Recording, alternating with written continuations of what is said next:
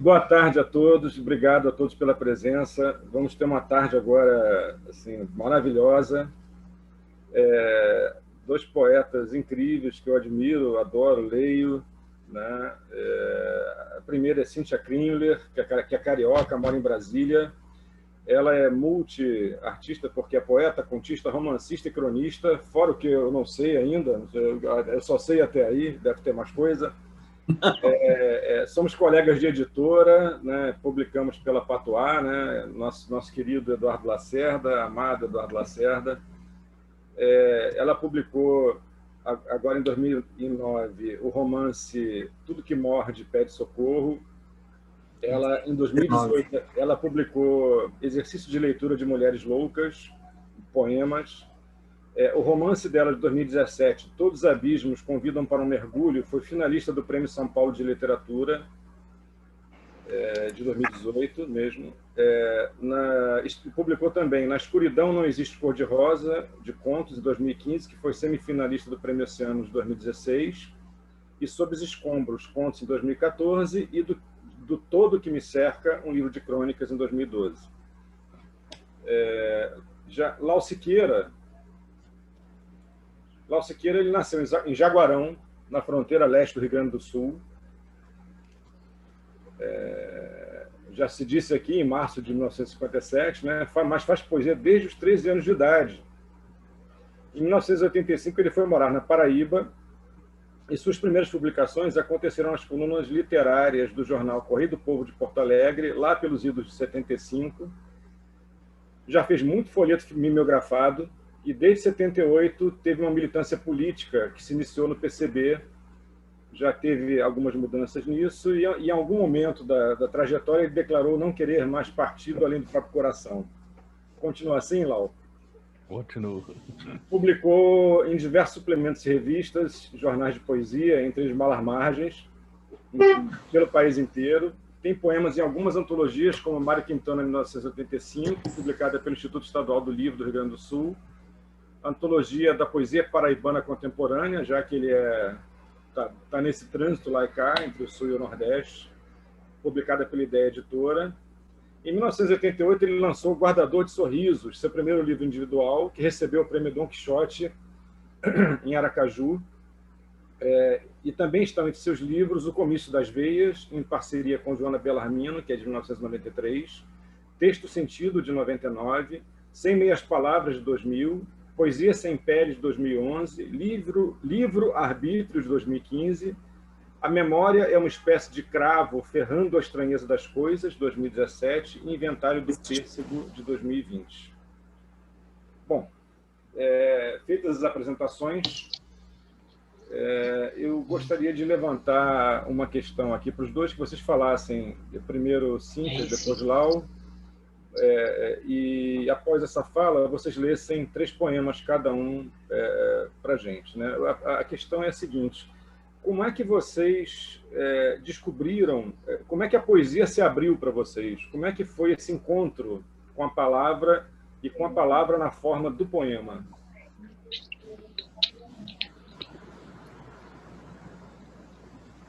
Cíntia, por favor. Posso começar? Pode. Bom, eu já tinha uma familiaridade grande com a palavra na forma de prosa. Isso, para mim, sempre foi muito fácil, até porque sou da área de comunicação social. A minha vida inteira escrevi projetos e coisas do gênero nessa área. Eu sou relações públicas de formação, né? Mas eu nunca me aventurei. Tanto que até hoje eu digo que eu escrevo poemas. Eu não sou poeta, eu não tenho ainda essa coragem de dizer eu sou poeta, porque eu tenho uma gama de poetas que eu tenho como meta e que eu vejo hoje em dia, homens e mulheres, e quando eu olho para o que eles escrevem, eu realmente acho que eu escrevo poemas, mas não tenho coragem, porque a palavra, eu acho que a poesia, diferentemente da prosa, para mim, a palavra, sob a forma de poema, ela me vem por inspiração. A prosa é muita transpiração, trabalho, retrabalho, troco, vejo como fica melhor, sinto que se tem uma métrica mesmo sendo prosa, mas no poema ele vem instintivo. E depois, claro, eu arrumo, mas ele me vem com aquele tema que tem que vir e tem que ser. E se não for aquele tema, eu passo dias sem escrever outra coisa, porque eu quero aquele. É uma coisa meio pirracenta. Mas, principalmente, porque eu acho que sem poesia não existe vida. Eu sou da prosa, vou repetir, mas acho que a poesia é um outro aspecto do ser humano que transcende. Um sujeito que diz, com poucas palavras, em poucos versos, em 2 ou 3 estrofes, o que eu, outra escritora de prosa, levo um livro para dizer, ele diz em um poema, para mim é, no mínimo, brilhante. Eu tive muita inveja desse brilho, desse brilhantismo, que eu digo no sentido de como é que uma mente consegue pegar tudo e, de forma concisa, transformar em algo belo, que toca o coração das pessoas, porque toca a mente também, né? Transforma o outro e, ao mesmo tempo, é tão curto. E é nesse sentido que eu continuo tentando ser poeta, que eu acho que é maravilhoso. Eu acho que, de todas as artes da escrita, é a mais difícil, por incrível que pareça. E eu tenho uma inveja danada disso. Inveja, acho que não existe inveja boa. Então, inveja. Eu tenho vontade de alcançar esse patamar de 4, 5, 10 pessoas que eu tenho hoje em mente. É isso. Então, fale 3 desses poemas que você não reconhece como sendo de uma poeta, Tá bom. Mas nós reconhecemos. Tá bom, então. O primeiro deles diz muito respeito ao momento atual e eu quis mesmo começar com ele propositadamente. Se chama Descaso. Sou a filha gorda de um Deus preguiçoso que olha por nós com a verve dos patriarcas e se autoproclama inquestionável. Um Deus entediado com a própria performance pífia, maiúsculo em distanciamentos, minúsculo em igualdades. Sou a filha gorda de um Deus que dá as costas ao rogo repetitivo dos desvalidos. Aos meus, já quase nunca ouviu. Não sente mais tesão pelos filhos bastardos de Eva, nem pelos filhos pródigos, que se percam em suas fugas e buscas. Sou a filha gorda de um Deus voyeur que não toca, não abraça, não conversa, para nos manter em medo, obediência, cegueira e solidão, tece pandemias. Esse é o primeiro. O segundo, que são meu lado que vai sempre para as denúncias, né? Educação. Tudo que eu sei, aprendi com minha mãe. Ela me disse para ser uma menina boa e obediente. Eu sou. Ela me disse para sorrir e concordar. Eu faço isso. Ela me disse para estar sempre limpa e perfumada. Eu estou. Ela me disse para agarrar as oportunidades com unhas e dentes. Eu agarro. Ela me disse para abrir bem as pernas e a boca para aceitar o que entrar no meio de umas e engolir o que entrar pela outra. Eu abro e engulo tudo. Eu sou uma boa filha. Aprendi tudo que mamãe me ensinou.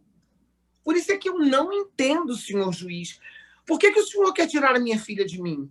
Eu juro que estou ensinando a ela, direitinho, tudo o que mamãe me ensinou. Agora, esse aqui, que é o meu... Mas, assim... Descompressão.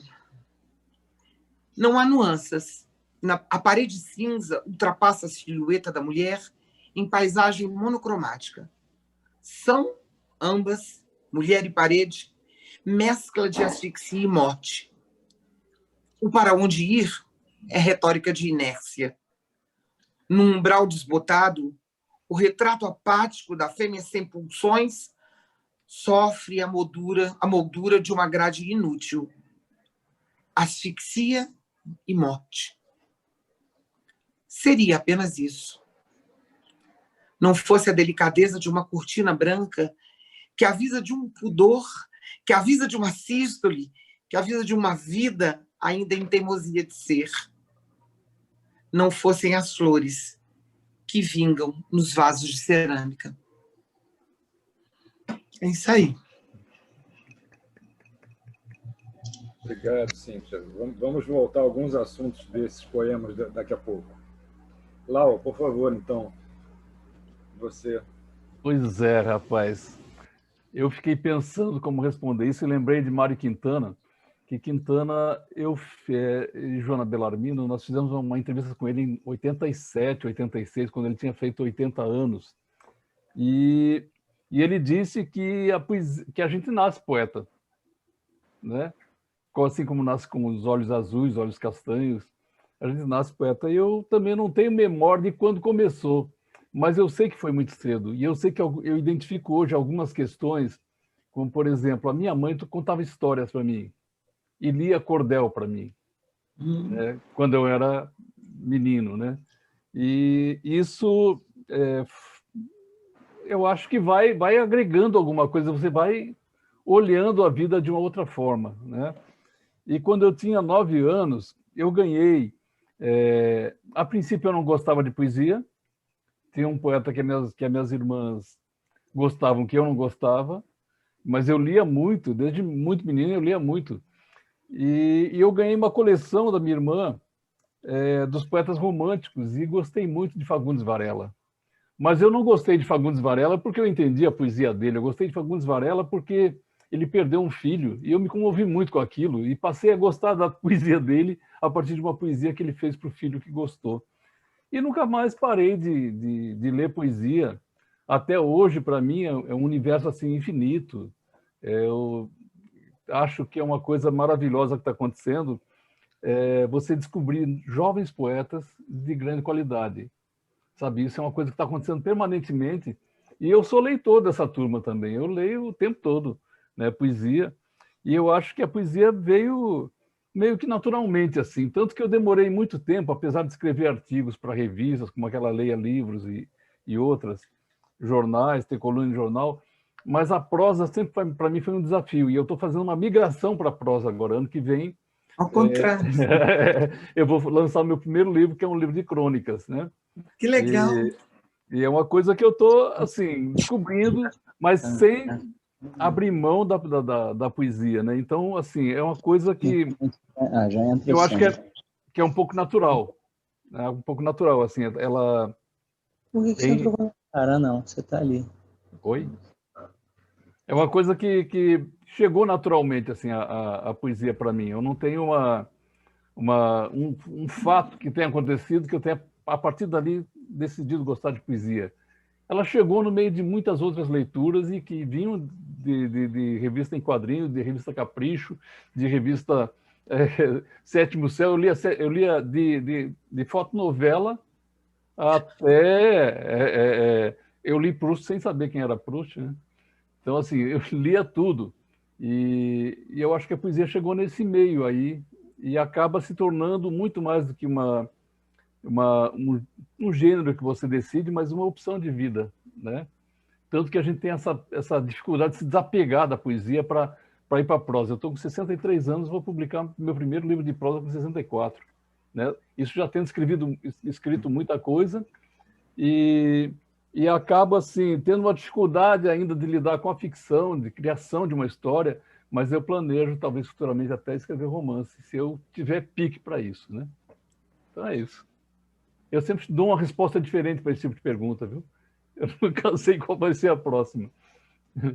Não, talvez porque essa nossa relação com a história e com a nossa própria história também vai mudando, né, Lau? Isso aí é de novo. A gente não está cristalizado, estamos em movimento.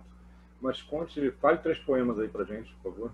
Tá, quando Cíntia falou na síntese, eu vou dedicar esse poema para Cíntia, que é um terceto. Viver é delicado, argumento de samba, sentimento de fado.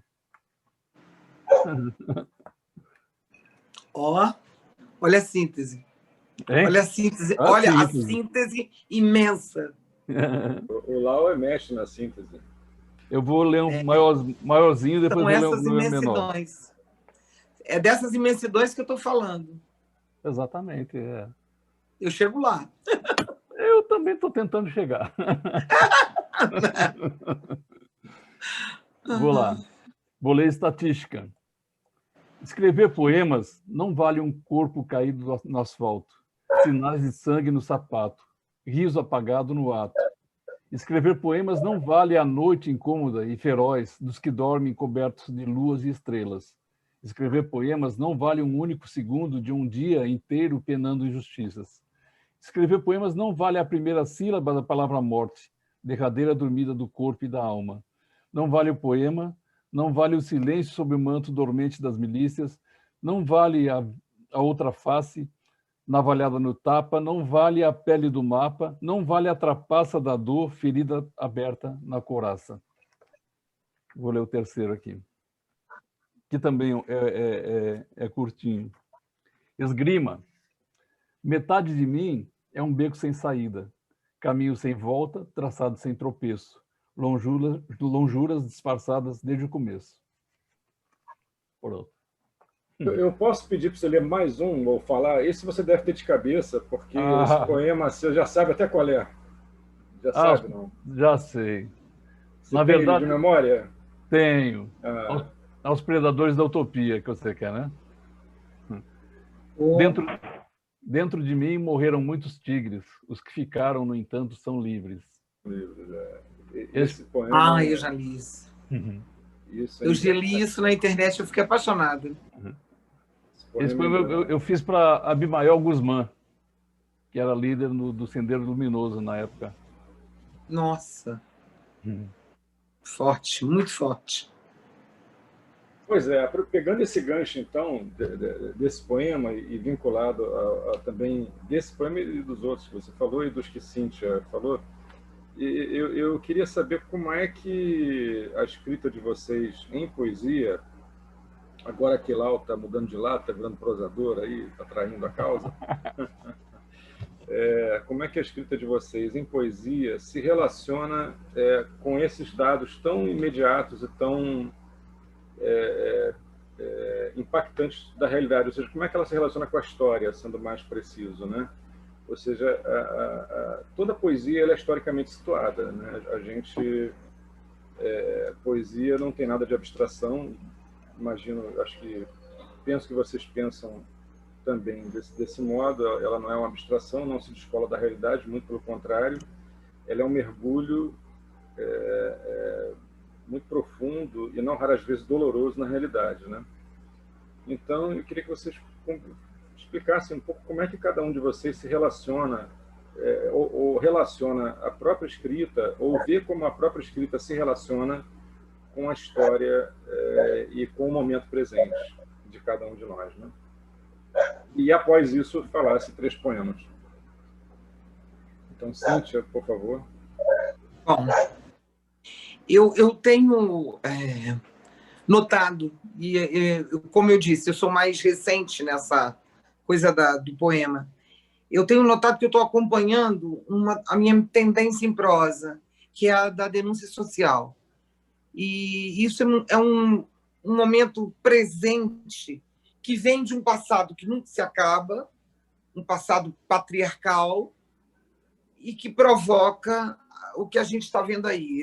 Um dos poemas que eu li tem em relação a isso. Fora isso, eu também, alertada pela Adriane Garcia, que é uma minha poeta de predileção, eu percebi que eu tenho um foco muito grande nas crianças, nas adolescentes, na realidade, que sofrem estupro, violência, como esse que eu li, e as denúncias políticas mesmo, desse momento inominável que se está vivendo no país, que eu já não tenho mais adjetivo para dar.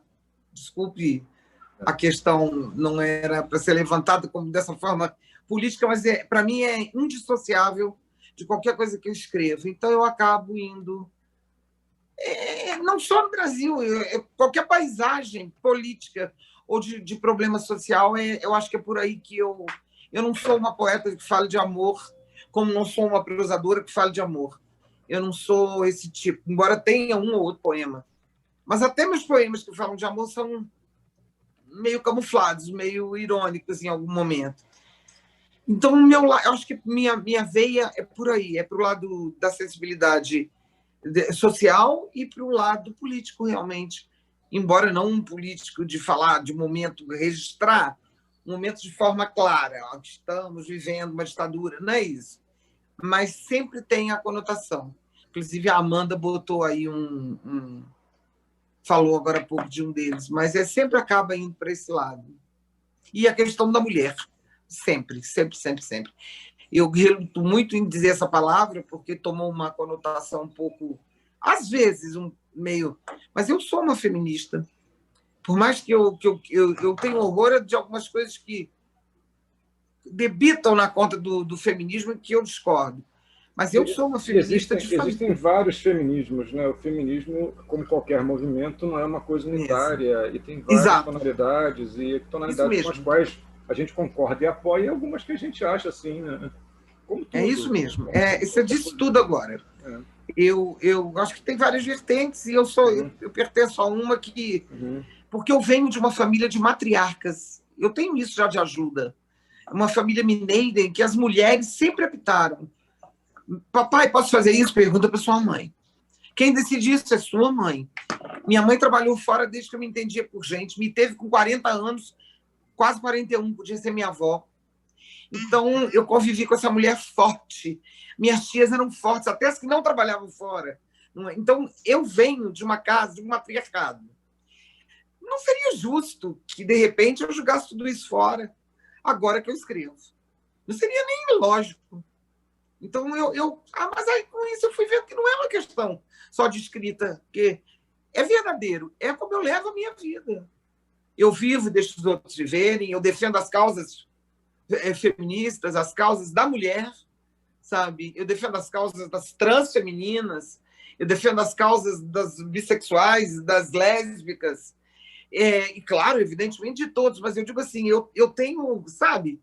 Eu gosto de fazer isso às claras, para que não reste nenhuma dúvida de que é uma coisa que eu defenda. Eu sou uma mulher, por exemplo, que jamais faria aborto.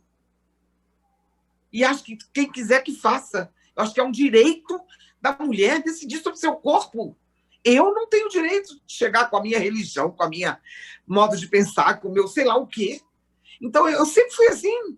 Eu era assim quando eu tinha 20 anos.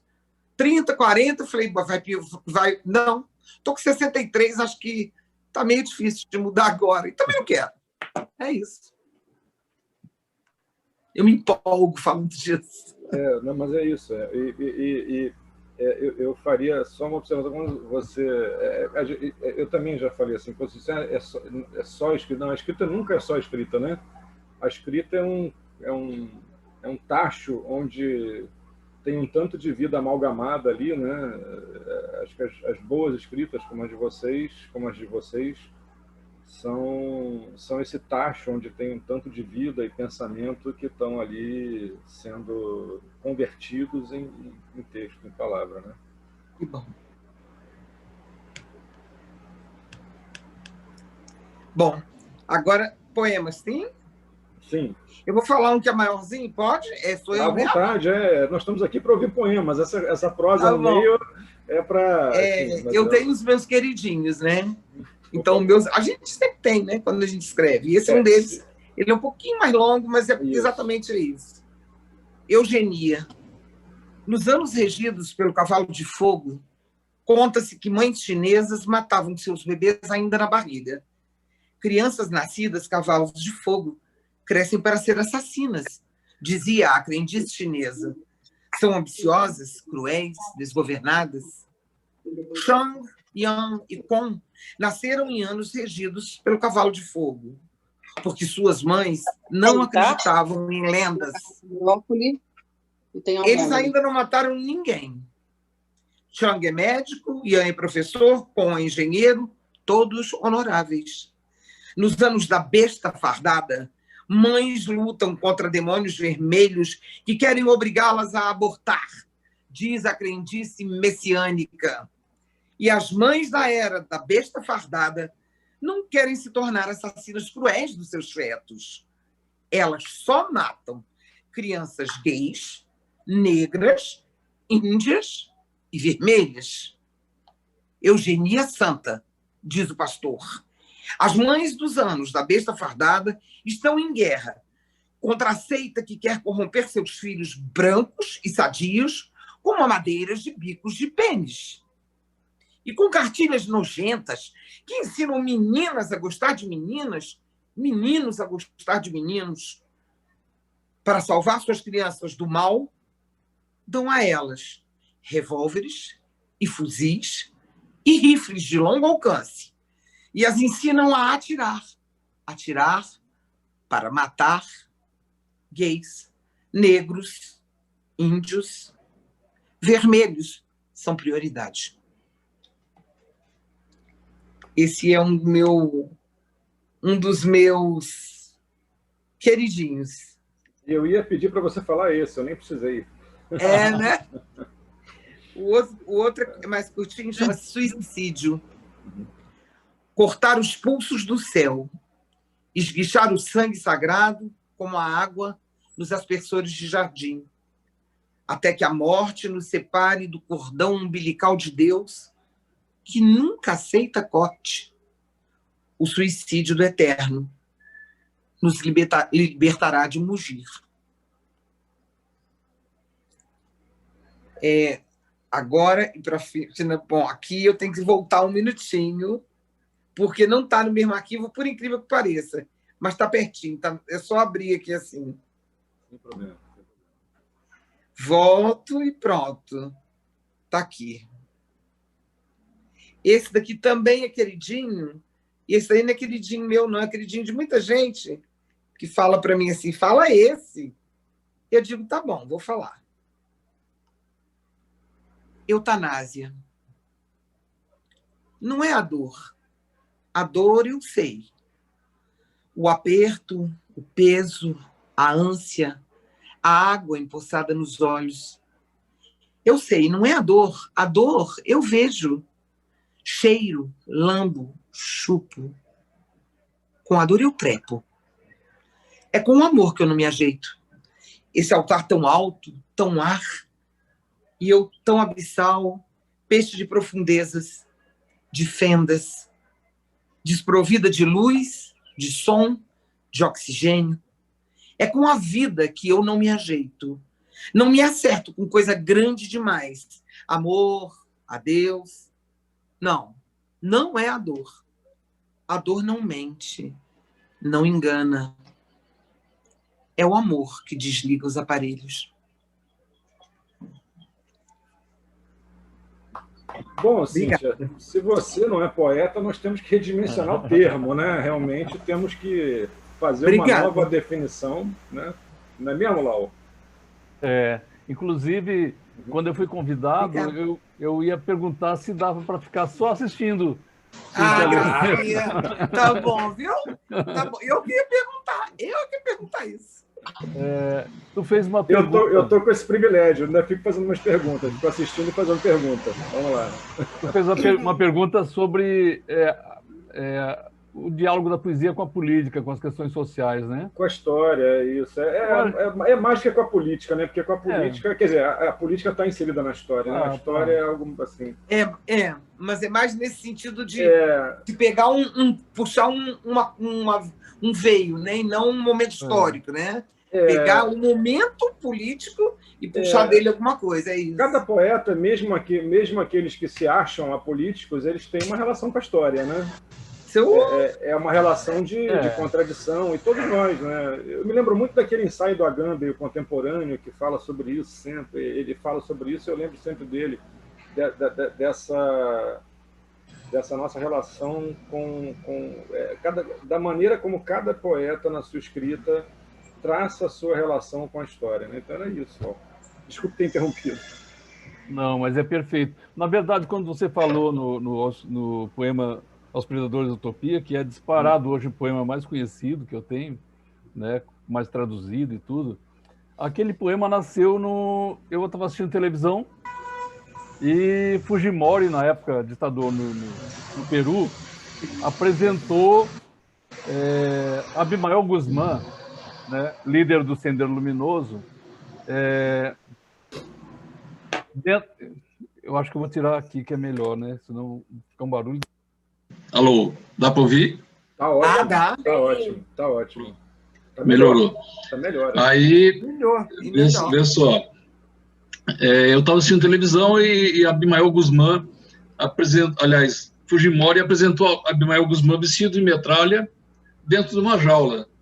Essa cena me impactou pra caramba, eu fiquei muito impactado com essa cena e escrevi imediatamente esse poema no sofá mesmo, né? Não foi um poema assim que eu sentei, que elaborei, o tempo da poesia é outro tempo, né?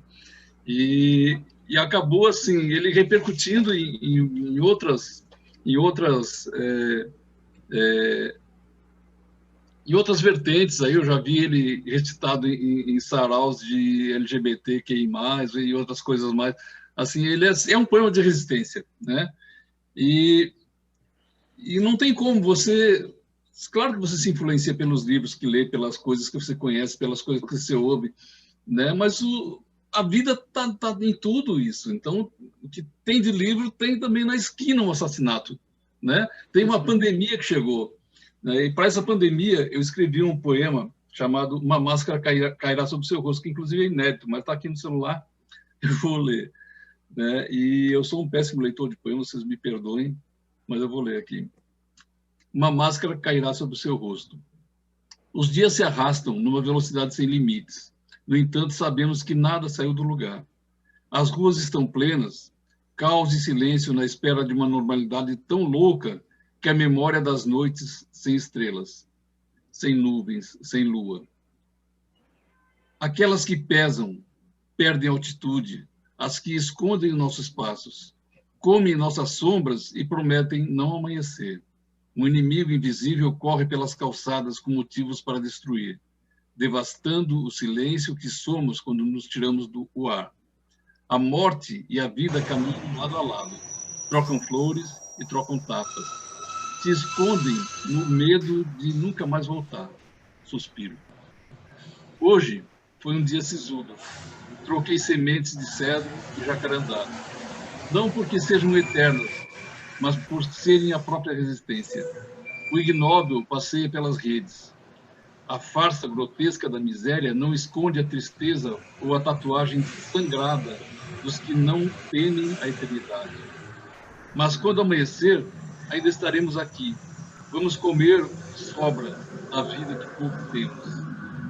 Outros serão metade, ou quem sabe até bem menos. Alguma coisa invisível nos jogou contra a parede. Tudo é mar e tudo é sede. No alto de um prédio tremula uma sentença. Estamos seguros, como é o suicida antes do salto. É bárbaro o que não voa, mas o que nos joga pelos ares, como se fôssemos a dobra de pouca leveza. A vida é um susto, e eu abri mais uma cerveja. Então, agora. Vamos ler também uma que eu fiz para uma cena que eu vi, que se chama Pornografia Brasileira. Madrugada, 3 meninos ajeitam seus lençóis de sacos de jornais no mercado público de Mangabeira. Chove.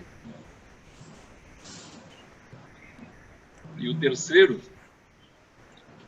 vai para a conjuntura política mesmo. Assim, muito direto, apesar de nem todo mundo perceber que é direto, mas ele é muito direto. Gravataria tropical. O homem nos tribunais de cada dia, a mulher também, porém, inumerável menor número. Ele na gravata, ela no salto. A vida, na aparência, é o lugar onde tudo sorri.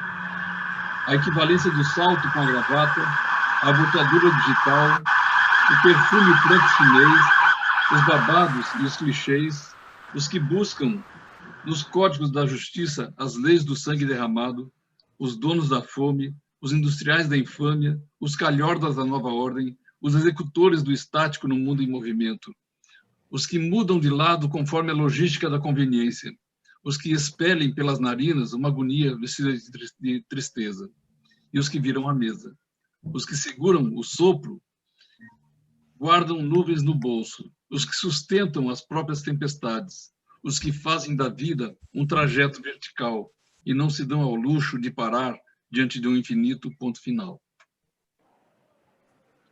Gravataria tropical. É para os programas de televisão de exercício. Maravilhoso, maravilhoso, Laura. Eu queria falar uma coisa, fazer uma pergunta. É uma pergunta meio afirmação assim, para os dois poetas. É o seguinte, a questão é que todo poema é político. Não é? E fica aquela coisa, o poema político, o poema não político, né? E eu sempre acho que ou pelo menos todo bom poema é político, mas até o mau poema é político também, né? É uma forma de ver meio, né? Meio torta, assim, né? Então, essa era uma reflexão aí para vocês discorrerem sobre isso, hein? Cíntia, diga. Você fez um adendo que aí eu concordei. Todo bom, quando eu digo bom, no sentido bom é subjetivo, está em quem ouve no seu momento ali, tanto quanto quem escreveu.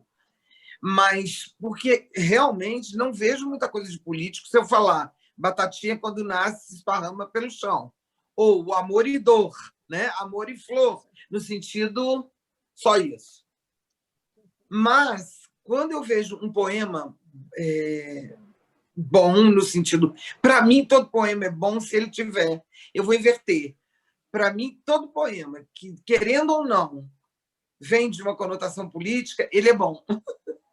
Mas, uma vez ou outra, quando não é bom, aí não.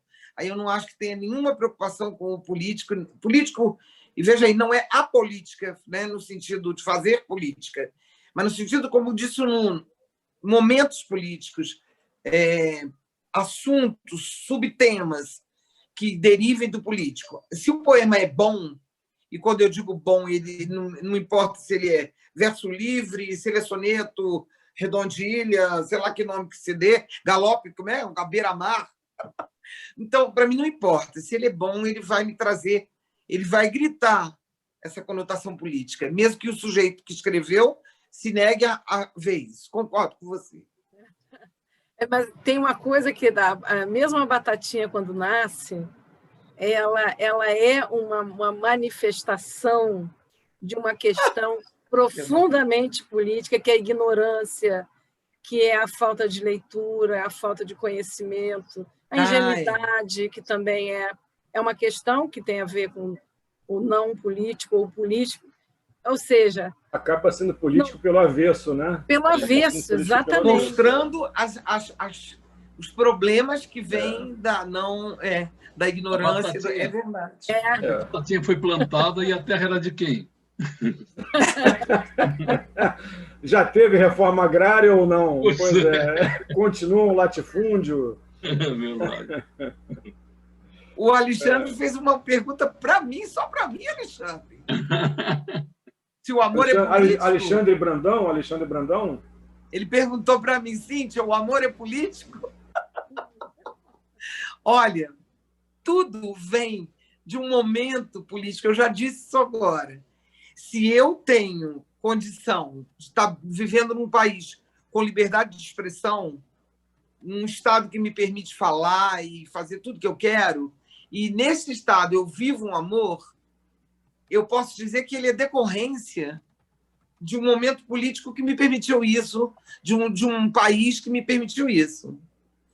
Se eu morasse num estado, vamos supor, totalitário, e não pudesse me relacionar, ou se eu viesse de uma família daquelas que a mãe dizia que o filho tem que casar com fulano, e eu acatasse isso, provavelmente eu não diria que o amor é político, eu diria que esse tipo de amor é ignorante, como disse Suzana, seria um amor desperdiçado.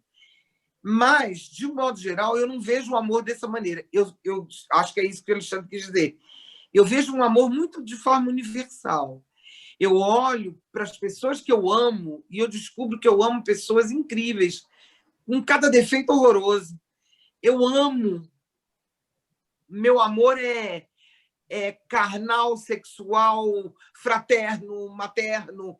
Tem de todas as formas. Quer dar um exemplo? Eu sou uma mulher de metáforas e exemplos. Agora, eu sou muito amiga, que eu te falei, da Ale Mota. A diferença entre nós é muito grande. Eu tenho 63 e a Ale tem 37. A Ale perdeu a mãe quando tinha 6 anos de idade. Foi criada por um pai maravilhoso, tem uma família maravilhosa. No momento em que a Ale conversou comigo, na véspera de internar, ela disse, a voz dela não saía sem ar e ela dizia, amiga, eu acho que eu vou ter que ver isso, porque parece que... Aí deu o resultado, que era Covid. Eu saí do modo amiga, escritora, poeta, prosadora, para o modo mãe, gente. Desculpem, eu sou essa coisa. Eu saí para o modo mãe. Eu me preocupei com a Ale todos os segundos. Os que eu estava na internet, os que eu estava na minha cama pedindo por ela, sabe? Eu fiquei doida. Eu falei, essa menina tem que sair disso. Graças a Deus saiu.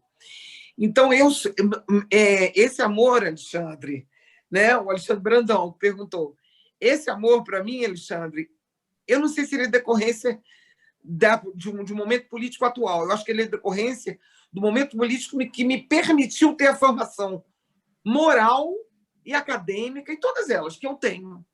Se eu não tivesse a formação que eu tive, de chegar e dizer assim, não gosto de fulano porque ele fede, quando eu era menina. Minha mãe dizia, ele fede, filha, porque ele não tem o banho que você tem em casa. Ele não teve a mãe, a família, o dinheiro para ter uma casa e tomar banho. Isso é uma menina. E eu morria de dó e eu chorava com ela. Minha mãe me fez chorar com 5, 6 anos de idade. Mas eu agradeço isso a ela hoje. Estou falando isso de uma maneira até emocionada. Porque eu acho que a minha mãe me dotou de um amor universal. E eu acho que o amor universal, ele tudo é atrelado a essa política que eu falo, não o ato de política partidária. Eu estou falando política apolítica mesmo. Eu acho que sim, Alexandre, o amor ele é político. Se você souber entender e aceitar uma concepção de política bem ampliada, como do amor também, bem ampliado. Era isso. Seria bom que você falasse agora 3 poemas, Cíntia, para a gente, e que logo na sequência o Lau respondesse se para ele o amor é político e falasse 3 poemas. Vamos aproveitar essa excelente pergunta do Alexandre Brandão, querido camarada. Com certeza. Tá. Tempo de cães. Os cães russos de Pavlov salivavam para um metrônomo, estímulo e resposta, o jogo cruel do ludíbrio. Para os cães russos de Pavlov, em sua espera por recompensa palatável, o som do metrônomo era o anúncio do paraíso de leite e mel.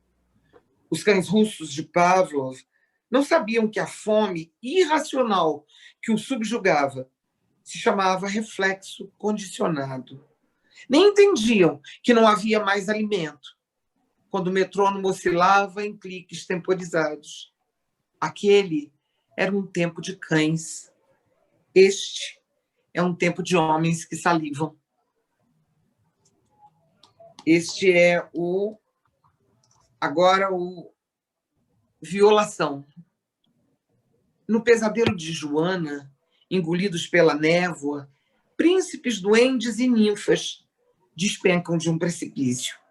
Agora, só um monstro vive. As mãos pequenas de Joana cobrem os seus olhos, mas não adianta. É por dentro que ela enxerga o medo. Por dentro que ela sente o cheiro dos abusos entranhados no quarto, mesmo quando prende a respiração. Memória da dor. Não importa que já seja quase manhã, o que arde e sangra entre as suas coxas brutalizadas prevê retornos.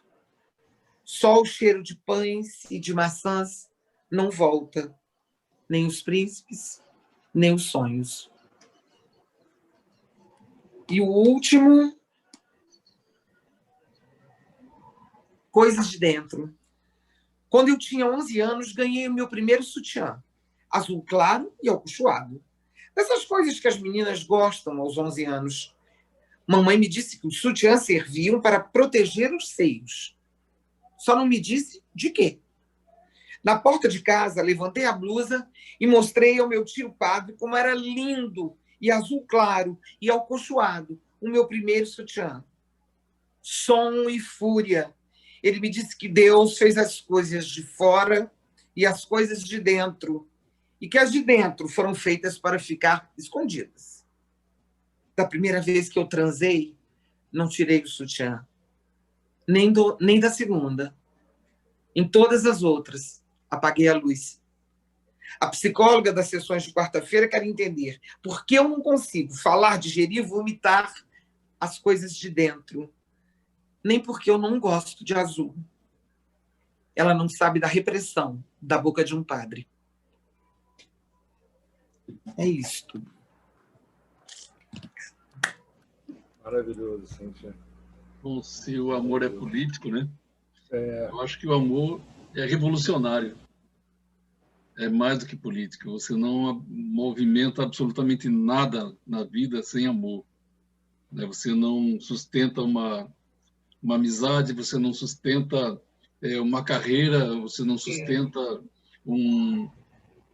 absolutamente nada que você não esteja absolutamente envolvido naquilo. Você não se torna poeta se você não tiver amor. E isso não quer dizer que a gente também não odeia, de vez em quando odeia, né?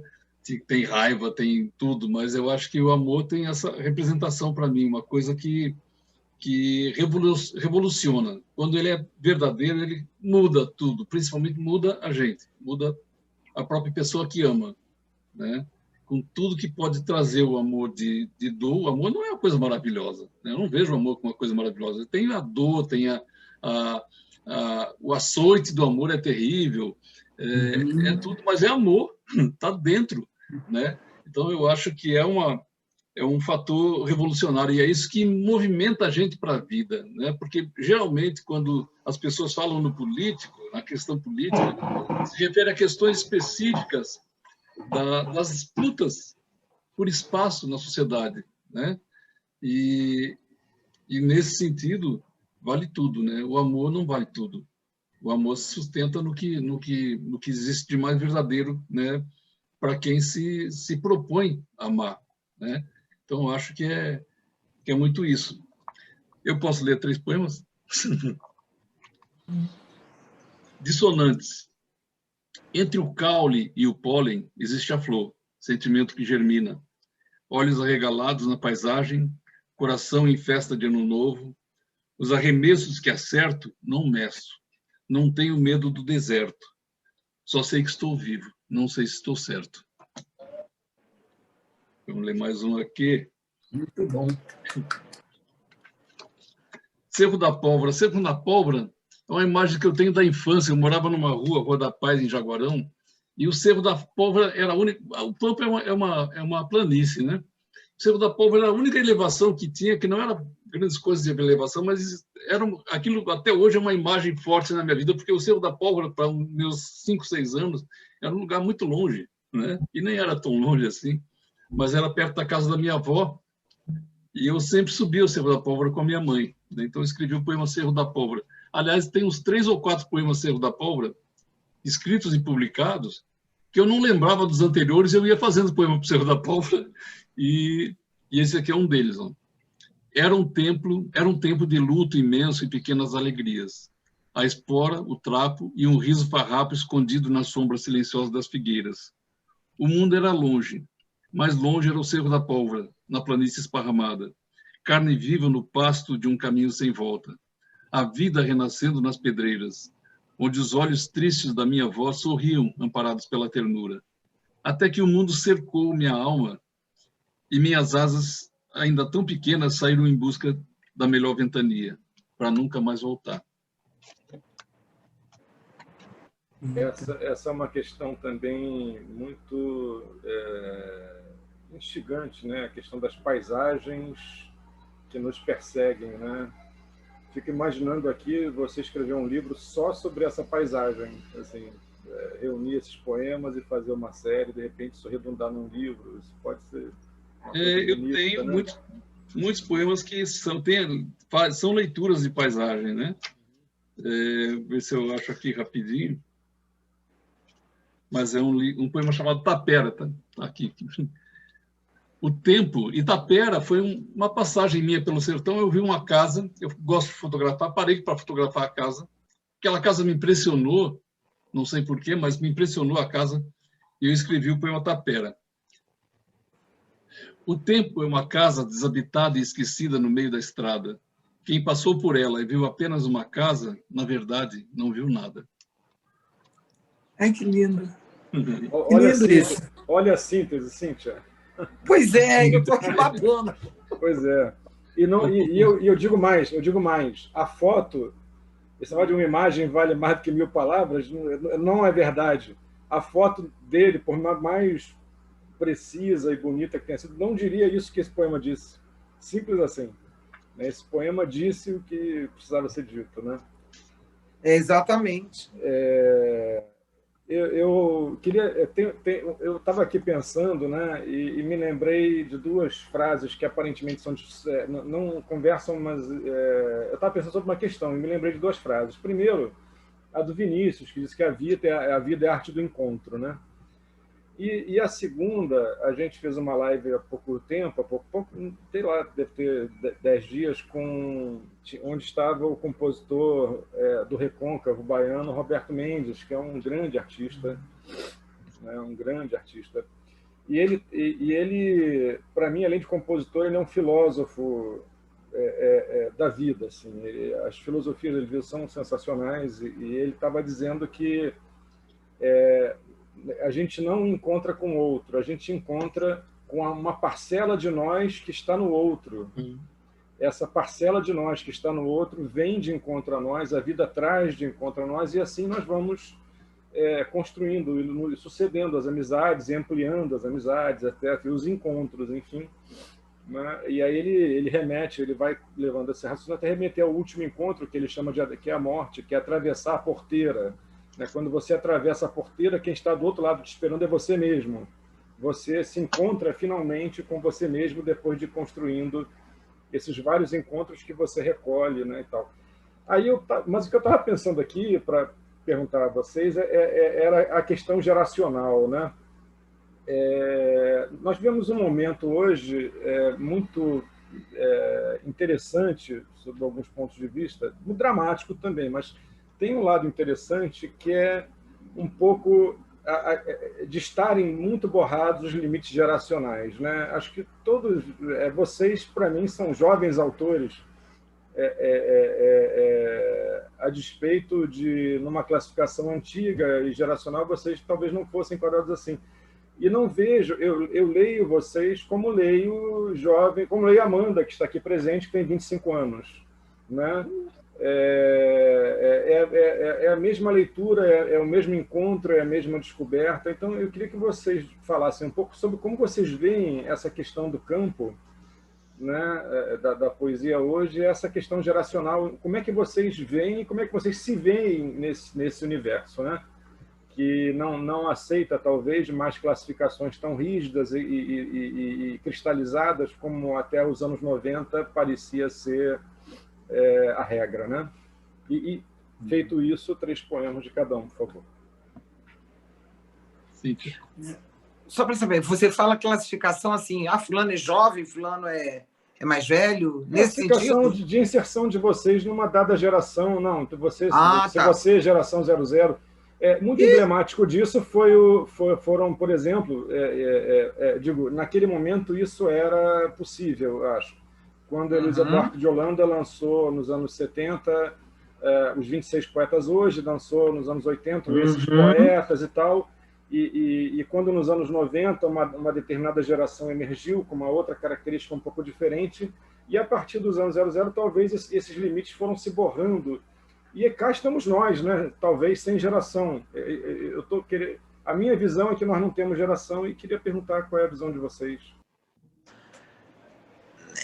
Eu queria te falar o seguinte, eu não sou uma pessoa... Você falou agora em geração, tudo bem. Porque eu tenho uma birra danada com essa coisa da idade. Eu vejo muito no nosso meio literário que existe sim, embora muita gente diga que não, que existe sim o preconceito contra, principalmente a mulher mais velha que escreve. Espera-se dela que ela seja uma sinhazinha, que ela escreva quase que sobre a casa grande. Quando ela é mais velha, ela é uma senhora. Eu nunca me preocupei, a ponto de eu dizer a frase que vou repetir aqui. Eu não perdoo a pandemia, dentre outras coisas, pelo fato dela ter me dado a conhecer que eu sou idosa, que eu nunca usei esse termo idosa. Tenho 63 anos, nunca fiz uso da minha idade para ficar numa fila ou não ficar numa fila. Então, eu não sou esse tipo de pessoa. Eu só não sou mais ativa porque eu tenho reumatismo, artrite e hérnia de disco, eu uso bengala. Se não, antes disso, eu era um... Sempre fui a que atuou em tudo em casa. Então, eu fico possessa quando eu vejo as pessoas medirem cérebro, medirem vivência, medirem sentimento pela idade no papel. Isso desculpe, até me enoja, sabe? Me enoja mesmo. E eu vejo, engraçado, é o seguinte, eu sou uma autora, o Nuno sabe disso, eu sou uma autora que se eu tiver que falar que meu personagem trepou, fudeu, sabe? Eu digo que trepou e fudeu, eu não digo que ele fez amor. Aliás, é uma frase que eu não uso. Meus personagens trepam. Meus personagens mandam a puta que o pariu. Meus personagens mandam tomar no cu, se eles tiverem que mandar. Então, eu vejo, às vezes, gente, 20 anos, 30 anos mais jovem, que lê com uma certa censurinha assim, você não podia ter colocado de outra maneira? Eu digo, não, porque ela trepou, ela não fez amor. Então, se ela trepou, ela trepou. Se ela transou, ela transou. Ela não fez amor. Então, eu não aguento. Eu vou deixar aqui uma recomendação. Leiam o livro que saiu agora, o mapeamento das escritoras brasileiras, feitos pela Eurídice Figueiredo. É um livro dessa grossura, está aqui o meu. Estou lá com meus 2 romances, que bom. Mas são mulheres maravilhosas, inclusive algumas poucas, graças a Deus, que eu não tinha travado ainda conhecimento com a obra. E você vê que não tem isso. E ela classifica por idade exatamente para você ver a proximidade, às vezes, de uma autora de 35 de uma autora de 70. Vejam aí, Maria Valéria Rezende, um exemplo típico. Elvira Vinha, que já foi. Então, eu não entendo essa classificação de se você é mais velho, você não faz tão bem, porque, sabe, quem sabe do meu mundo, do meu país, da minha... Gente, vocês nasceram agora. Agora é minha hora de falar. Quem nasceu outro dia, aproveitou esse tempo para pensar no seu mundo, ainda está no seu mundo. O meu mundo é agora. Eu vivo já. Eu gosto de batom, eu gosto de transar, eu gosto de comprar roupa, eu gosto de ler muito, eu gosto de escrever, eu gosto de tomar cerveja. Se eu tiver que tomar um porre, eu quero tomar um porre. Ninguém vai me dizer que eu vou... Não, você está bebendo como um homem. Que bom que os homens sempre souberam beber, e eu também sei. Sabe? Eu quero tudo isso. E nesse tudo isso, eu não admito que entre idade. A única medida que eu consigo pensar atualmente numérica, que eu tenho mesmo autorrestrições, é a meu peso. Porque me prejudica em muita coisa. Esse é o único número que eu controlo. De resto, quem está preocupado com idade, vocês vão me desculpar, que é feio o que eu vou dizer aqui. Vocês vão a merda. E pronto. Era só isso que eu tinha a dizer. Ai, ai. Maravilhoso, Cíntia, maravilhoso. Arrancou um negócio aqui que muita gente quer dizer, quer falar, né? Você disse tudo, né? Quase 3 pontos para a gente agora. Vamos lá, rapidinho. Agora também eu estou tentando entrar na vibe do...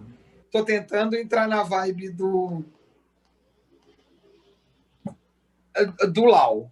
E saiu do lugar, só porque eu queria, né?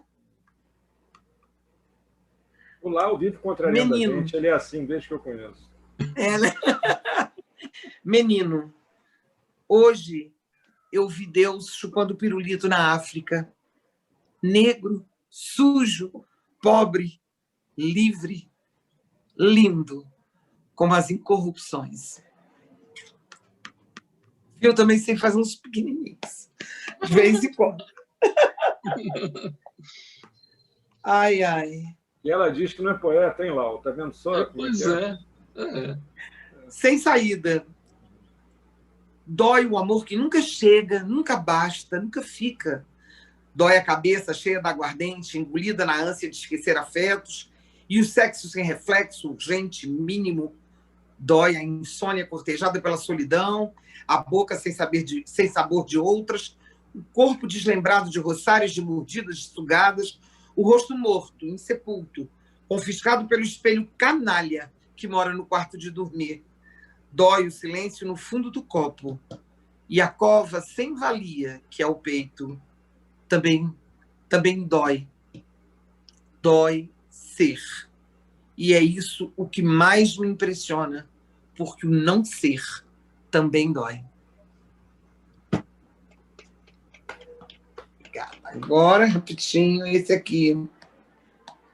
Eu estou procurando um que eu gosto muito, que é bem pequenininho. É uma pergunta, na realidade. O povo está todo hoje querendo falar de amor, então vamos lá.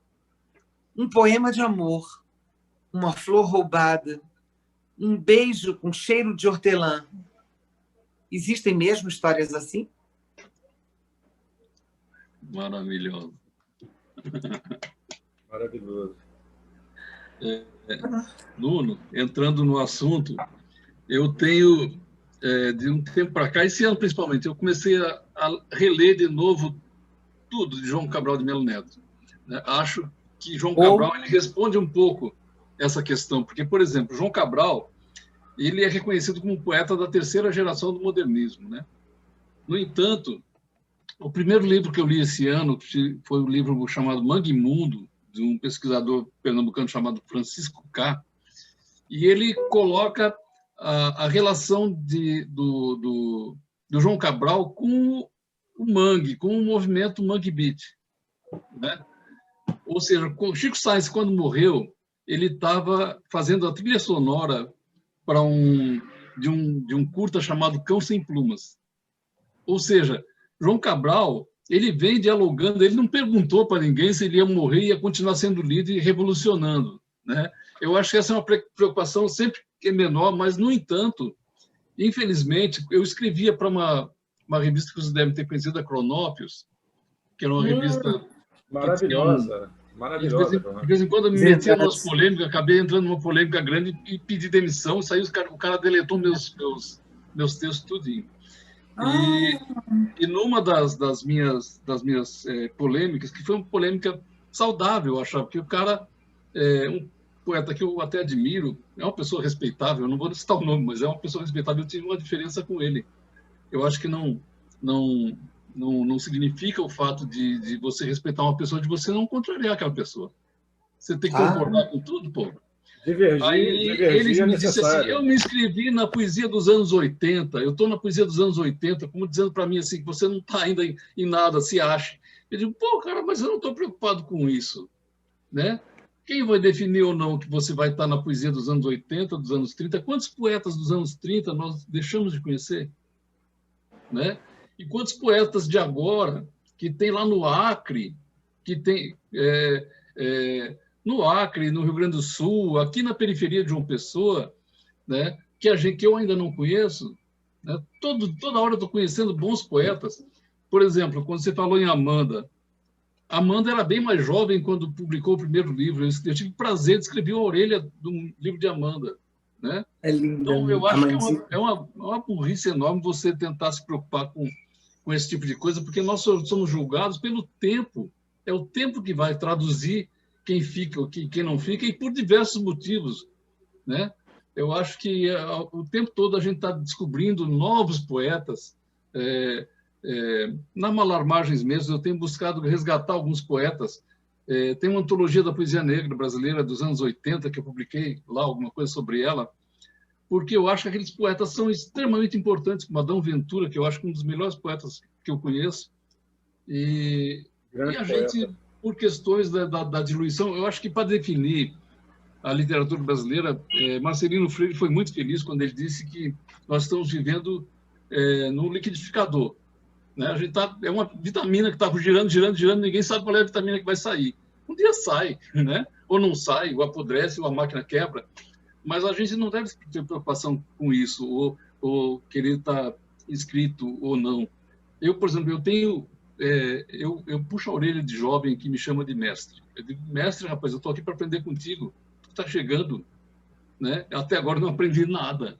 Então, eu chamo de mestre, que eu sou mestre de porra nenhuma, nem quero ser, né?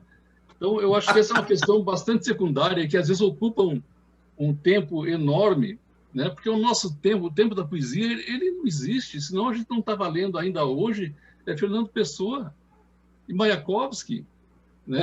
Dois poetas jovens maravilhosos agora da última geração. Jovens. Esses dois aí, E o Mayakovsky, eu me lembro que um dia desse alguém comentou aí no Facebook, eu não lembro quem foi, sobre você nem sempre, os bons poetas também escrevem poemas ruins.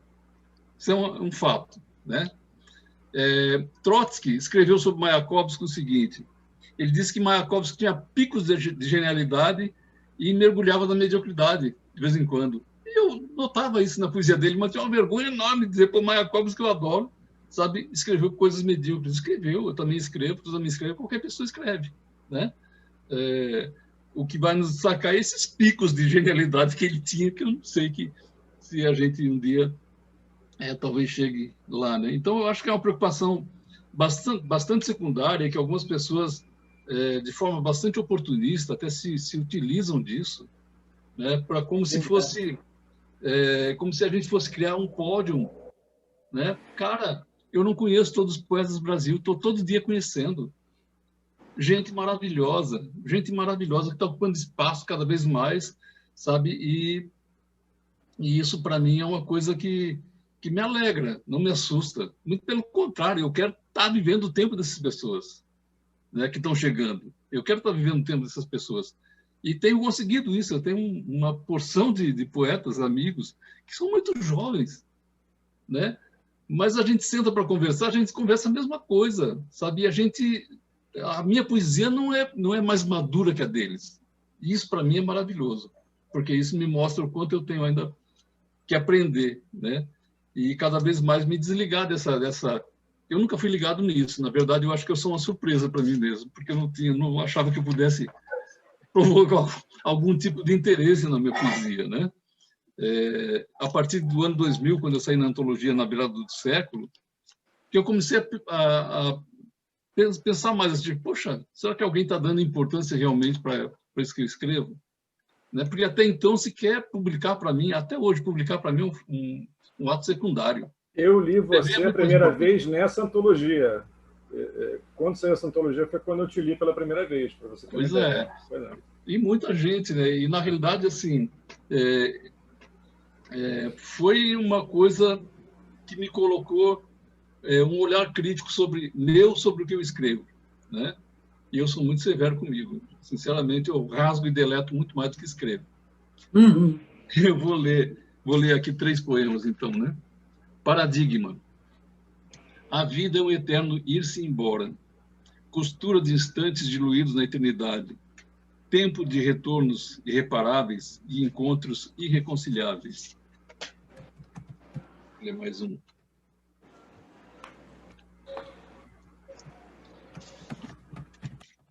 É danado ele, ó. Escala. Às vezes, quando estou de um jeito que nem mais a tristeza incomoda, penso que minha alma é uma escada. Então vou subindo palavra por palavra, separando as sílabas conforme a capacidade de armazenagem dos meus bolsos, até que a poesia acena para mim de alguma janela, e depois some, como o voo que fica na memória, tamanha beleza do pássaro.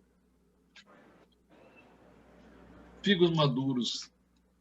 Figueira era uma coisa muito presente na minha vida. Eu nunca mais vi uma figueira, mas no quintal da minha casa tinha 2 figueiras.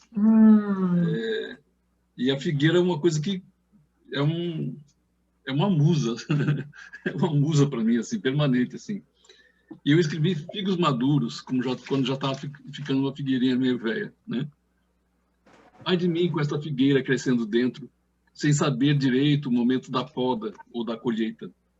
Ai de mim que não entendo de árvores e não compreendo o que dizem, que fazem, como agem na hora do corte e depois na transcendência das figueiras. Não sei da casca grossa no caule leitoso, que com o tempo será fibra impermeável.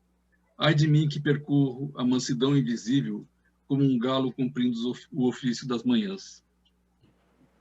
Pronto. Muito bom. Gente, nós estamos nos aproximando mais ou menos de 1h30, daqui a pouco faremos isso, né? Eu queria ver, já perguntei aqui, Temos duas perguntas aqui do público que eu queria passar para vocês. Vou passar a primeira. A Amanda perguntou a vocês sobre futuros projetos, trabalhos em andamento, como é que está fervilhando aí essa escrita nesse momento para cada um de vocês. Eu queria dizer que eu tive a famosa síndrome da pandemia, de bloqueio. Tive mesmo. Achei no início que era brincadeira, que era uma coisa que ia passar logo, e aí cheguei agora à conclusão de 15 dias para cá só, depois de meses, escrevi alguns poemas, mas sem conseguir escrever nada de prosa. Terminei um conto que já estava iniciado. Eu descobri que eu tinha que fazer na base da mãe antiga com criança mimada. Vai sentar e vai escrever. Agora, estou mandando. E aí fiz isso, sabe? E aí escrevi um conto que eu tenho que entregar agora para Roberto Menezes, aí, de uma coisa que ele me pediu. E ainda vou lapidar, mas pelo menos consegui escrever. Curto, meus contos são curtos mesmo, mas tive essa síndrome. E um romance que eu estou literalmente remodelando a sinopse. Eu tinha escrito toda a sinopse. Nomes, locais, o que eu queria, o que eu não queria, estourou a pandemia. Quer dizer, tudo que estava lá tem que ser revisto à luz da pandemia. Eu não posso botar ninguém sentado num barzinho cheio de gente, porque teve a pandemia. Então, eu não quero, inclusive, passar essa imagem de vamos todo mundo para o boteco. E aí eu estou revendo. E à luz disso, como eu já estava com essa síndrome, aí que eu fui procrastinando, sabe? E essa é uma das coisas que essa semana eu revi a sinopse, os nomes estão mantidos, vou mudar situações, talvez já mudar a ambientação do que era uma colônia de mulheres pescadoras, viúvas. E talvez elas sejam viúvas, mas não sejam mais pescadoras. Sejam mulheres, porque não posso botá-las no meio da rua, do mar também, né? E talvez elas sejam mulheres de artesanato. Eu estou mudando, tentando ir para esse lado. E aí as tramas paralelas. Tem um casal que é um casal homoafetivo, de duas dessas que eram pescadores, e por aí vai. Aí agora eu estou tomando gosto, depois que eu descobri que eu tenho que mudar talvez esse foco que eu não queria, porque eu não quero... Eu começo esse romance, eu sempre, quando eu tenho a ideia inicial, eu consigo deslanchar. E eu agradeço ao André Balaio, porque ele falou num artigo dele da internet, gente. Eu quero começar falando de um mito do Nordeste que tem vários nomes, mas se chama João de la Fosse ou João de la... Ele tem o João da Foice. Foice é um personagem, né, que aparece no mar e quando ele aparece tem morte no mar. Eu não quero abrir mão dele, mas eu posso fazer elas serem uma cooperativa de mulheres de artesanato à beira-mar e que são viúvas de pescadores. Eu estou tentando adaptar isso. Existe eu não muito, queria né? perder. Existe muito, então, tem as isso rendeiras. me dava essa tal, preguiça. Né? Mas eu quero ir para frente com essa ideia também, porque é um universo muito rico do que eu gosto de trabalhar, que são as questões de negritude, as questões de preconceito, né?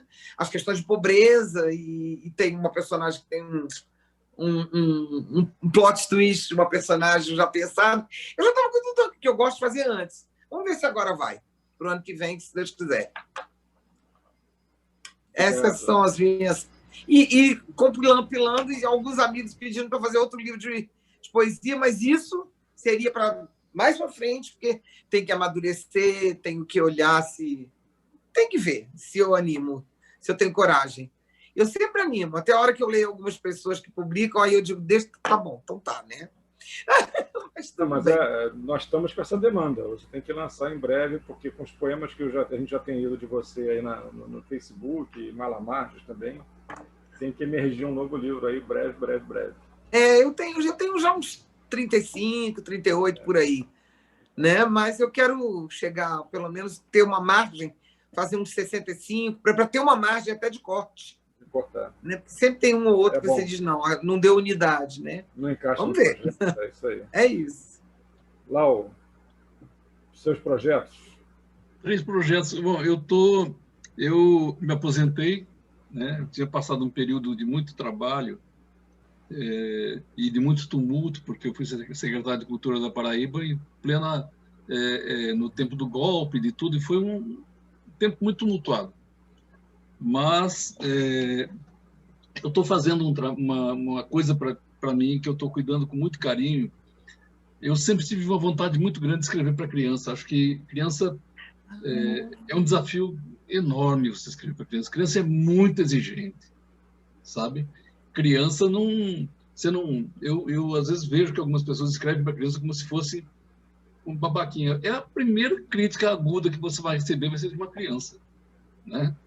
E aí eu passei a me inspirar em desenhos da minha filha, Mariana, que é uma ilustradora maravilhosa, e Mariana tem feito ilustrações a partir do filho dela, de João, e eu escrevo sobre as ilustrações. E a editora Casa Verde já prometeu publicar esse livro no primeiro semestre, e no segundo semestre também o meu primeiro livro de prosa, que é um livro de crônicas, né?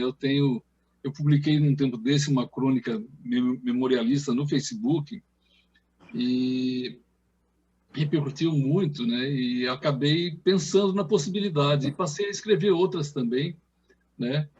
Tenho vontade de escrever ficção, já escrevi contos, mas eu tenho um vapor crítico sobre meus contos, meu Deus do céu. Eu fui convidado por uma amiga para participar de um projeto de ficção recentemente e eu não consegui cumprir. Eu não consegui apresentar um trabalho que me satisfizesse, que me deixasse satisfeito, né? O que eu escrevi eram crônicas do futuro, na realidade ficções, né? Você escrevia sobre o futuro, transcende o papel da crônica, né? E eu fiquei apavorado com aquilo, né? Fiquei apavorado com uma coisa que Maria Valéria Rezende, que é uma amiga muito querida, né? Minha vizinha, né? Que ela diz que eu não tenho imaginação, eu tenho memória. É mentira dela, né? É mentira dela. Essa mentira é muito sincera. E na realidade, assim, eu estava na minha escrita de crônicas muito preso à memória. E aí me veio uma demanda para escrever, inventar uma história. E eu me apavorei porque não estou nessa vibe ainda, né? A minha grande ambição, né, nesse momento é ler. Estou conseguindo reler, inclusive, algumas coisas que eu já li, como Madame Bovary, que eu li muito cedo e acabei de reler agora. E outras leituras, lendo permanentemente João Cabral de Melo Neto, que é um poeta que eu admiro. Eu não gosto daquela coisa assim, o maior poeta brasileiro, pô, e Manuel Bandeira, e Drummond, né? Cara, não dá para tirar esse tipo, eu não gosto desse tipo de escadinha, sabe? De determinado momento você quer ler João Cabral, pô. Num momento bom, imprescindível, né? Então não tem como você criar assim esse mito do maior, sabe? Isso é uma das coisas que eu acho que dá um debate bom, porque isso espeta muito a literatura brasileira. Aqui e ali tem aqueles procurando agora um substituto de Drummond, um novo Drummond. Cara, isso é um suicídio tão grande, é um mal tão grande, porque ao mesmo tempo que você aponta isso, você não aponta com uma crítica. A crítica falam da crise na literatura brasileira, mas na verdade quem está em crise profunda é a crítica, né? A gente não tem alguém que escreva sem agredir pessoalmente, porque às vezes as críticas são agressões pessoais, né? E aí não é crítica, né? Mas que se refira a uma obra de forma que faça uma leitura crítica de uma obra sem amparo em nenhum tipo de preconceito estético, né? Claro que tem gente fazendo isso também, mas não predomina e tem pouco espaço. E eu acho que é uma coisa que deveria ter mais espaço, sabe? São esses posicionamentos assim que são, para mim, o que mais a atenção que eu tenho maior é quando os caras falam mal de mim. Anos atrás, um editor de uma revista aí, eu mandei o livro para ele foi extremamente indelicado comigo. E eu agradeci, né? Ele disse que não prestava, é ótimo. Só que ele publicou um poema meu, como se fosse inédito, e um poema do livro que ele criticou, na revista dele. Aí eu fiquei uma fera. Como é que você bota um poema meu que está no livro que você disse que é uma merda, né? E você apresenta esse poema como inédito? Aí eu fiquei furioso com ele, realmente. Fiquei furioso, porque eu me senti desrespeitado. Pela crítica, não, mas pela postura dele.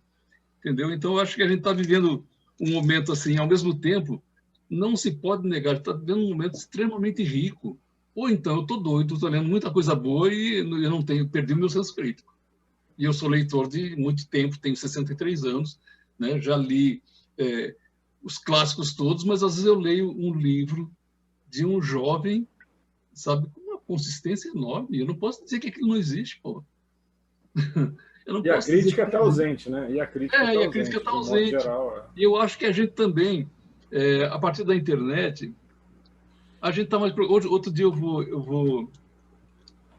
até porque eu disse publicamente, eu vou dizer, eu discordei de Marco Lucchesi quando ele, até foi no Tempo de Escritas, ele falou de levar os livros brasileiros para a África. E eu acho importante, mas eu acho importante também que a gente receba, sabe, a literatura africana, que é riquíssima, que tem uma base de oralidade assim enorme, enorme, porque boa parte dos países, a língua portuguesa, da África de língua portuguesa, né, ela é a língua oficial, mas não é a língua nacional.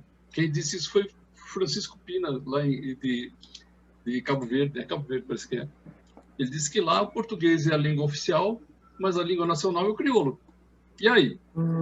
Como é que a gente vai desprezar esse tipo de relação, né?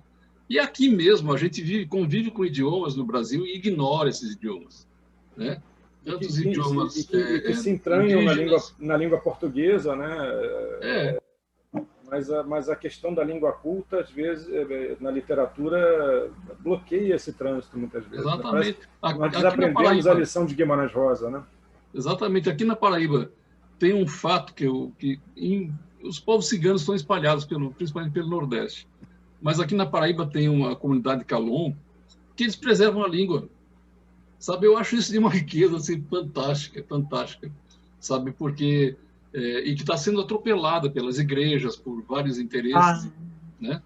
Mas que é uma coisa fantástica. Então, eu tenho sempre muito cuidado com as ideias prontas, assim, sabe? Eu te confesso que eu vou confessar agora, né? Que às vezes eu espio vocês, sabe? Na internet, espio Suzana, eu tive um debate de Suzana na internet, porque, assim, é onde você busca parâmetros para o que você pensa, né? Sabe, até quando você discorda, né? Até quando você discorda. Cíntia mesmo, eu acho que foi também na Tempos de Escrita que eu vi um debate teu também. E eu acho, primeiro, Cíntia, muito obrigado, você é maravilhosa, né? É um prazer muito grande ter participado desse momento com você. E é isso, eu acho que a gente está num momento de efervescência, muito difícil, sabe? Você tratar a contemporaneidade como um livro pronto. Não é um livro pronto. É uma coisa que está sendo gerada, que está sendo, sabe? E aí a preocupação da gente em relação exatamente, a preocupação da gente que escreve não deve ser com isso. Isso é a preocupação da vaidade de alguém que quer o nome exaltado o tempo todo, mas a nossa preocupação não deve ser essa, não. Gente, nós temos 10 minutos e temos aqui, eu vou pedir para nós darmos aqui respostas doravante breves. Eu não queria deixar de colocar as perguntas. Nós temos ainda uma fala a Suzana tem uma mensagem final sempre a dar, né? Eu vou fazer todas as perguntas de uma vez para a gente fazer um bate-pronto aqui nessa história. A Ângela perguntou se a Cíntia faz parte do Mulherio das Letras. Faço. E a Lau perguntou a respeito de um poema dele, porque ele acha que a poesia tem tanto como tema a si própria, né? Os metapoemas. E menciona que a poesia e o samba fazem muito isso. É verdade, é uma constatação. O samba também. O Rafael perguntou: publicar em livro ou divulgar pelas redes sociais? Diante dos custos de uma publicação em livro, ainda vale a pena publicar ou as redes sociais ajudam a alcançar um público maior? A Amanda pediu para a Cíntia, e podemos fazer disso talvez os poemas de encerramento, ler o poema da foto da mulher chinesa e que eu lá lesse Resistência, um poema curtinho, super profundo e lindo, conforme disse a Amanda. A Lúcia, a querida Lúcia Sider, tudo bem, Lúcia? Perguntou para a Cíntia, você toma algum cuidado para não errar na dose de seus poemas políticos, como, por exemplo, usar figuras de linguagem para amenizar palavras muito duras? Acha que falar explicitamente, falar enigmaticamente tem o mesmo efeito? Eu estenderia essa pergunta ao Lau, porque isso tem a ver com fazer poético, né?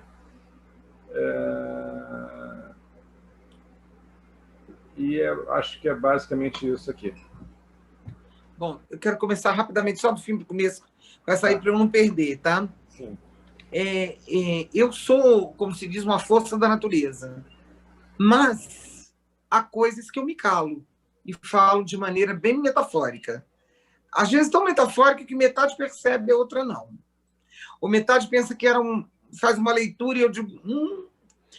Mas, de modo geral, não acho que na questão política eu precise medir. Veja bem, o risco que se corre, e que acho que talvez a gente chegue nisso, Deus me livre, mas que não chegue, é da gente pegar uma ditadura explícita, né? A gente já está vivendo uma implícita aí. Mas a explícita vou ser perseguida, vão dizer que eu calo minha boca, vão me censurar, vão me... Ai, que currículo se acontece isso. Mas, enfim, vindo de quem possa vir. Mas, de modo geral, eu prefiro dizer as coisas como elas são. É aquilo que eu falei agora há pouco, eu não vou repetir, né? Eu prefiro, para que não reste dúvida de que eu disse que eu tinha a dizer. Tem sempre um pulinho do gato, como esses poemas do Pavlov, que aí eu vou buscar uma coisa, né? Uma experiência. Mas, geralmente, eu prefiro dizer o que eu tenho a dizer mesmo. Eu acho que é mais... Eu acho que a gente não deve se... É de cada poeta isso. Se você quer se tolher ou não, ser tolhido ou ser mais contido, vamos dizer assim, é do poeta. Eu acho que aí é dele. Era isso que eu queria falar dessa aí.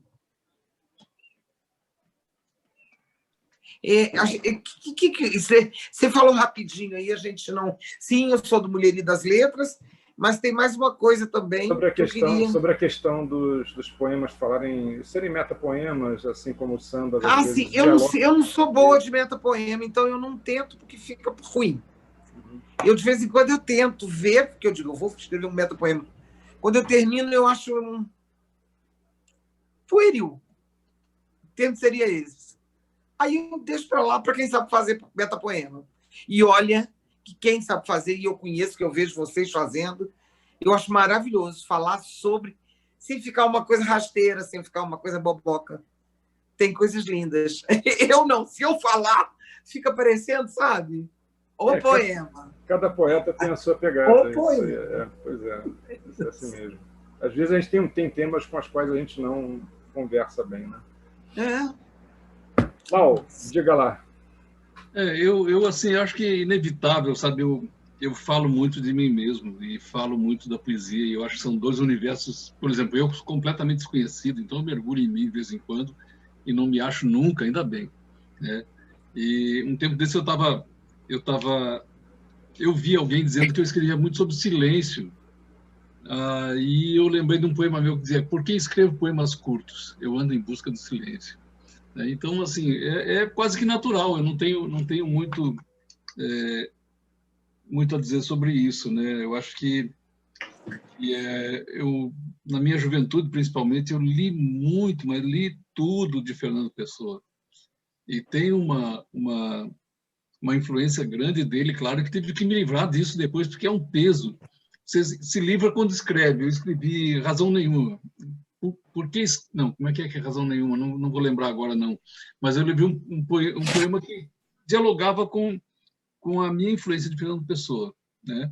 E aí eu fico preocupado, porque, assim, influência é uma coisa boa, mas também não é. É boa, mas você tem que ter um momento de dar um corte, de não, chega, você não é o cara, né? Você não é o cara. Então, É isso. Isso vale a pena publicar? Olha, eu acho que é inevitável às vezes, né? Você publica quando o livro explode. Você não tem muito, eu não tenho muito controle sobre isso. De repente o livro explodiu e vai sair, e sai. É um parto, né? Que às vezes demora 3, 4, 5 anos, mas é um parto. Assim, você vai dar luz a um livro, né?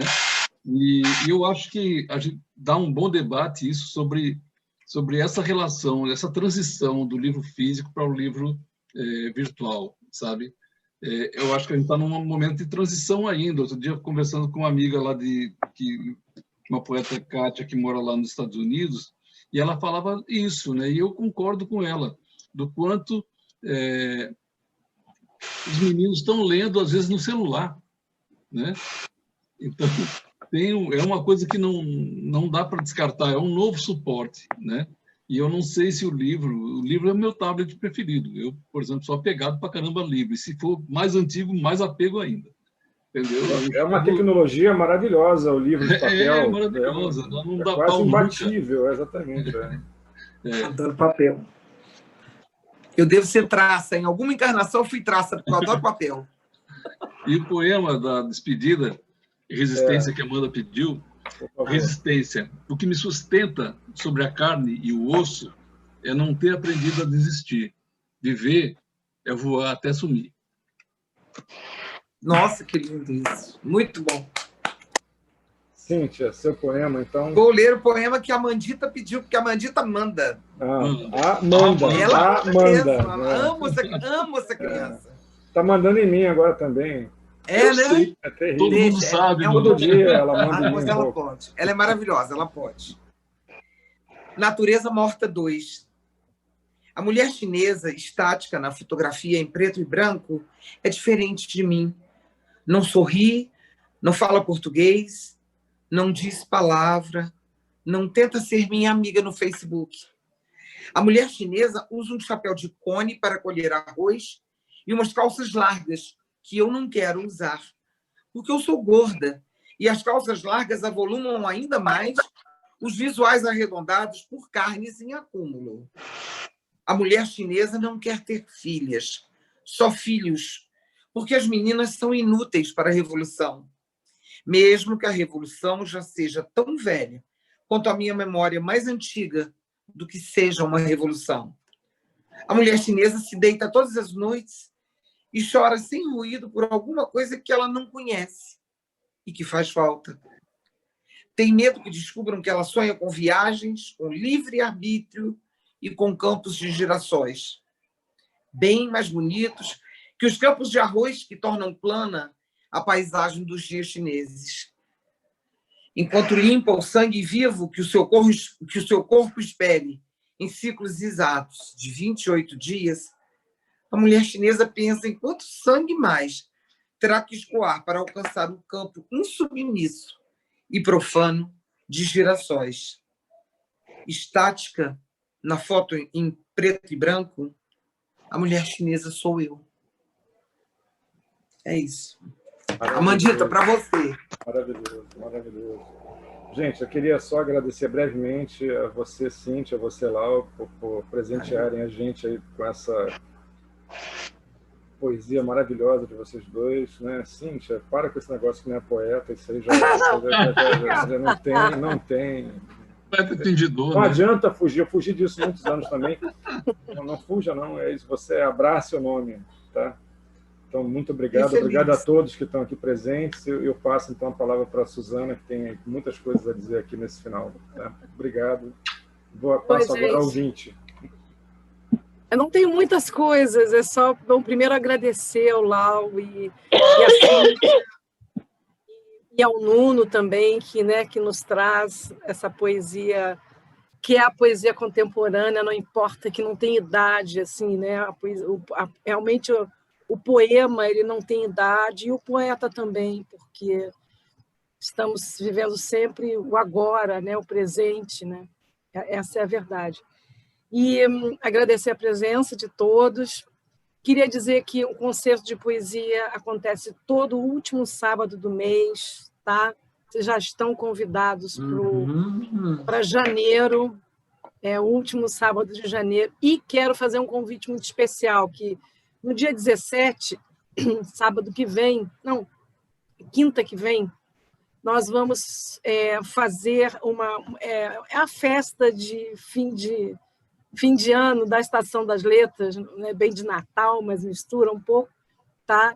Que é a leitura de um livro que nós lançamos por ocasião do aniversário da estação, que tem 25 anos, né? Fez 25 anos, e nós lançamos o Viver de Escrever, que é uma antologia, por sinal, onde a Amanda e o Nuno trabalharam, editaram, enfim, com uma antologia de poemas e textos em prosa dos alunos dos 10 primeiros anos da estação. É o Viver de Escrever, esse encontro. Então, vocês estão convidadíssimos, a gente está chamando, vamos fazer uma leitura dessa antologia, e a gente pede que cada um traga virtualmente, mas na sua casa, uma tacinha de vinho, para a gente não perder a parada e fazer o brinde, porque nós vamos resistir, continuamos resistindo, ano adentro e ano afora. Tá? Então, queria esperar vocês. 17, 18 horas. É quinta-feira que vem agora. Tragam o seu vinho, vamos ler poemas, vamos conversar, vamos fazer um happening aqui virtual. Estou esperando vocês. 25 anos de uma história bonita não é pouca coisa, não, hein? É uma coisa, não é para qualquer um. Muita energia, muita coragem e muita beleza interior para tocar isso para frente, né? Temos que tirar o chapéu para isso. Obrigada, Camila. Olha a Camila ali tirando o chapéu. Camila, a gente quer agradecer Camila, também, obrigado. Né, Lau? Acho que Lau e eu queremos agradecer, porque é muita gente bacana. Nuno, muito obrigado por esse convite, por essa receptividade. A Mandita, que está aí, e Camila nos bastidores. Suzana, que sumiu para mim aqui. Ângela, obrigada. Lau, eu adorei te conhecer virtualmente. Eu imaginava você assim, e você é como eu imaginei. Isso é muito bom, porque eu tinha uma ideia muito boa. E eu queria agradecer demais, gente, vocês terem me recebido. Foi muito importante, muito bom para mim. Passei uma tarde maravilhosa. Uma alegria, uma alegria.